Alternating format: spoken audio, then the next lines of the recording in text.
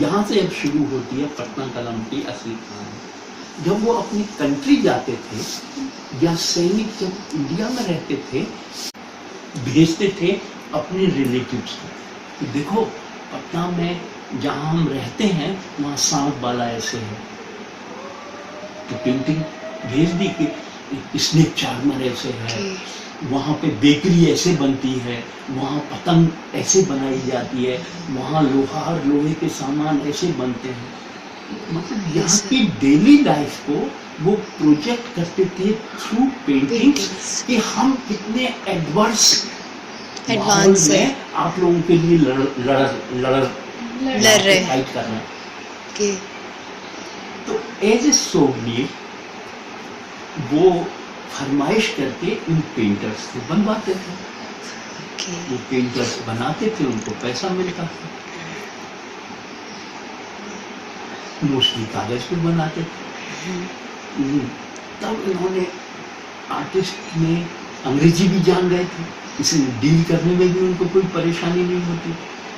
तो उन्होंने यहाँ के डेली लाइफ को पेंट किया।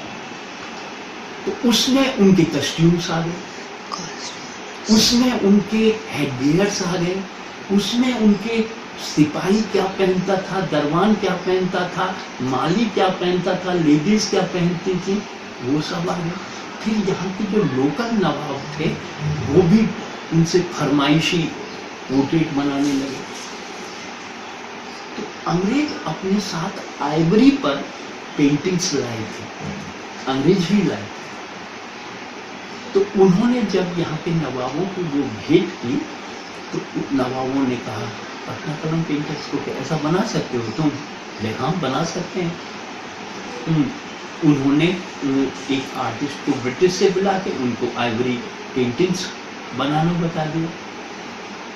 अब आइवरी पर भी बनाने लगे वो लोग, उसकी टेक्निक है। उस फिर बिहार में सोचा कि माइका बहुत होता है, माइका ट्रांसपेरेंट बहुत होता है माइका। इंडिया में माइका सबसे ज़्यादा बिहार में होता है, बड़ी बड़ी खदानें हजारीबाग और इस एरिया में। तो कहा कि यार अब कुछ नया मीडियम में पेंटिंग बने तब हमारा मार्केट और बनेगा। तो वो माइका पर पेंटिंग बनाने लगे। माइका ट्रांसपेरेंट होता है, उसके ऊपर पेंटिंग बना दी, उसके पीछे लाइट जला दी, तो लैम्पशेड बन गया, मतलब आर्ट विद यूटिलिटी हो गया। तो जो यहाँ नवाब थे वो उनसे पेंटिंग बनवाते थे ताजिया डेकोरेट करने के लिए। ताजिया निकलते थे रात को, ताजियों का जुलूस, यस सर। उनके पीछे वो मोमबत्तियां लगा के पेंटिंग बड़ा बनवाते थे। नहीं, पेंटिंग तो छोटा ही होता, असेंबल करके और उसके पीछे मोमबत्ती। तो पटना का ताजिया का जुलूस देखने लखनऊ से, मुर्शिदाबाद से, जहाँ जहाँ मॉडर्न स्टेट थी, सब लोग आते थे वो माइका पेंटिंग्स देखने। क्योंकि वो रात को जो महफिलें सजती थी नवाबों की, तो उसमें माइका पेंटिंग को वो डेकोरेशन की तरह यूज करते थे। ऐसे करके ये आर्ट फॉर्म फ्लोरिश हुआ। पर ये फरमाइशी हुआ, कभी भी आर्टिस्ट ने अपने मन से पेंटिंग नहीं बनाया जैसे आज बनाते हैं। वो as a applied artist, applied art समझते, वो अप्लाइड आर्टिस्ट की तरह फरमाइशी कलाकार थे, जो पैसे के लिए बनाते। उन्होंने अपना एक्सप्रेशन कुछ नहीं दिया क्योंकि कोई खरीदता ही नहीं उनके। तो वो जो सोसाइटी में उन्होंने बनाए, इतिहास बताता है कि उस टाइम में 62 यहाँ पे छोटे बड़ी इंडस्ट्रीज थी, कारखाने थे, डेली लाइफ के पैसा कमाने के उद्योग थे, जैसे सब्जी बेचने वाली, अनाज बेचने वाला। ऐसे करके उनके सब्जेक्ट बने डेली लाइफ, पोर्ट्रेट। फिर बने यहाँ के फेस्टिवल्स, होली, दिवाली, दशहरा, जैसे ही मना ये जो ताजिया जिसमें निकलता है, मुहर्रम, तो इनके पेंटिंग्स बनाए उन्होंने। फिर एक मुगल पेंटर था मंसूर, मुगल पेंटर था मंसूर। वो चिड़िया और जानवरों के पेंटिंग बहुत बढ़िया बनाता। उसका एक शिष्य था, वो चेला, वो आके बस गया था यहाँ अरे पास में एक छोटी सी कोई जगह है दानापुर के यहाँ, जहाँ से ये चलती है मगध एक्सप्रेस। कहाँ से आती है?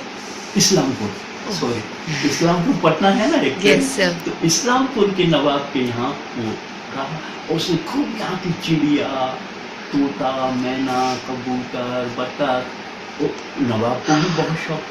तो यहाँ चिड़िया भी पेंटिंग हुई, मतलब जानवर भी पेंटिंग हुए, लैंडस्केप भी पेंटिंग हुए। फिर रेगुलर ब्रिटिश पेंटर्स पटना आने लगे। तो ये जो पेंटर्स थे रेगुलर उनसे अच्छी अच्छी बातें सीखते, ब्रिटिशर्स भी बताते कि तुम इनको ट्रेन करो। तो ऐसे करके even you surprise to know कि पहला प्रिंटिंग प्रेस, अच्छा इनकी डिमांड बहुत बढ़ गई पेंटिंग्स की। इनका एग्जीबिशन हुआ, ये क्या हुआ कि बहुत बड़ा कलेक्शन मिला एक ब्रिटिश ऑफिसर को पटना कलम का। अब पटना कलम कहते हैं। तो उसने यहाँ के फर्स्ट गवर्नर जनरल मिस्टर एमरहेस्ट को वो सारा वर्क भेंट कर दिया, करेक्ट। तो उसने क्या किया, इंडियन लाइब्रेरी एंड डिपार्टमेंट को वो पेंटिंग्स भेज दी। उन्होंने उन पेंटिंग्स को वहाँ शो किया तो वहाँ के जो आर्ट क्रिटिक्स थे, आर्ट लवर्स थे, उन्होंने देखा यार ये न यूरोपियन शैली है ना इंडियन शैली है, ये तो एक नया आर्ट फॉर्म है। ये कहाँ से पैदा हुआ? तो पटना से हुआ, पटना से। तो उन्होंने कहा नहीं, ये पटना कलम, पटना स्कूल ऑफ पेंटिंग। फिर यहाँ के आर्ट हिस्टोरियन ने इसको बाजार की कला कहा, बाजार की कला, जो कला बिकती है, इंडियन आर्ट हिस्टोरियंस। ऐसे करके ये आर्ट फॉर्म धीरे धीरे पूरे यूरोप में डेवलप कर रहे। अब इसकी जो क्वालिटीज़ हैं, ना पूरी तरह से ये ब्रिटिश है, ब्रिटिश का, और ना पूरी तरह से मुगल है। मुगल पेंटिंग्स फ्लैट कलर में लाइनिंग, बहुत खूबसूरत लाइनिंग, और लाइनिंग में ही वो लाइट एंड शेड क्रिएट करते थे। यहाँ फोटोग्राफिक, इनकी यहाँ ब्रिटिश में फोटोग्राफिक ट्रीटमेंट होता था राउंड दिखाने के लिए। तो इन दोनों जब मिले तो उन पटना कलम की पेंटिंग्स में जो लाइनिंग है उनमें मॉड्यूलेशन दिखाई देता है। वो लाइन फ्लैट लाइन नहीं है, वो लाइन में ही लाइट एंड शेड है। और कहीं कहीं वो जैसे फ्लैट कह रहा है तो आँख के नीचे हल्का हल्का येलो कर दिया, मतलब बहुत कम लाइट एंड शेड, पर लाइन प्रोमिनेंट थी, क्योंकि वो मास्टर थे लाइन बनते।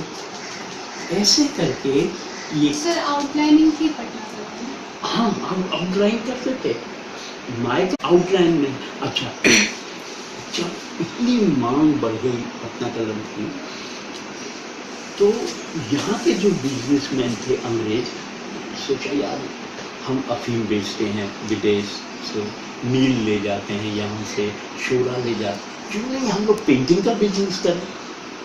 अब पेंटिंग का बिजनेस करने हो तो उन्होंने आर्टिस्ट से बनवाना शुरू किया। तो आर्टिस्ट बेचारा कितना बनाता, स्टूडियो थे पटना सिटी में, आर्टिस्ट थे, उनके अंदर बहुत लोग सीखने आते थे, वो लोग भी थे, पर वो डिमांड और सप्लाई, मार्केट को बैलेंस करता है डिमांड और सप्लाई।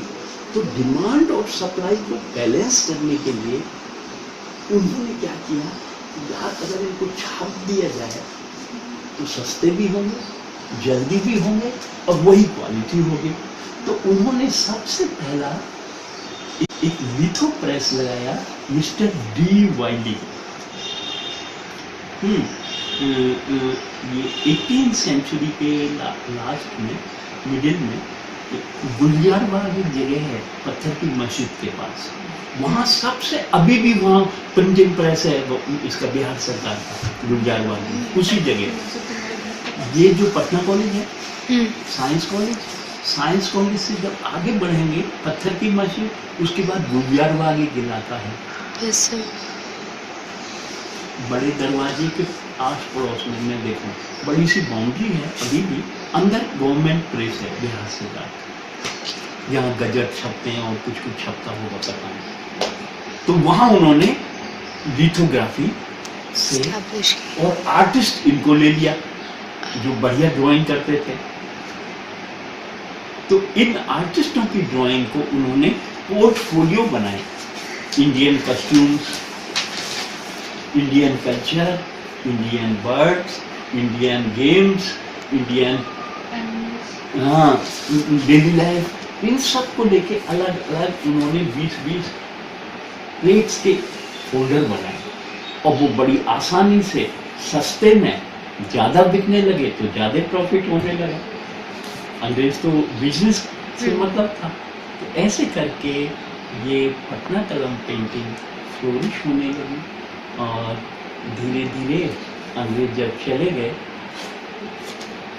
स्वतंत्रता आंदोलन जब शुरू हुआ तो जब फिर आर्टिस्ट के सामने वही प्रॉब्लम कि जो खरीदार थे वो तो चले गए, राजा महाराजाओं वो भी गरीब हो गए, इकोनॉमी गड़बड़ा गई, तो अब उनको कहाँ से खाना, तो फिर माइग्रेट किए ये लोग, कुछ तो यहाँ रह गए, बाकी सारे कलकत्ता चले गए। वहाँ इंडस्ट्रीज डेवलप कर गई थी, तो वहाँ ऑर्नामेंट डिजाइन बनाते थे। तारक एंड कंपनी बहुत पुरानी है कलकत्ते में, जो गोल्ड का सामान बनाती है अपने यहाँ, तो वो डिजाइनर हो गए वहाँ पे नए नए उसके लिए। बाकी लोग कलकत्ता चले गए, कलकत्ता में आर्ट कॉलेज खुल गया, आर्ट स्कूल खुला था पहले, उसमें टीचर हो गए क्योंकि हाथ तो बढ़िया था।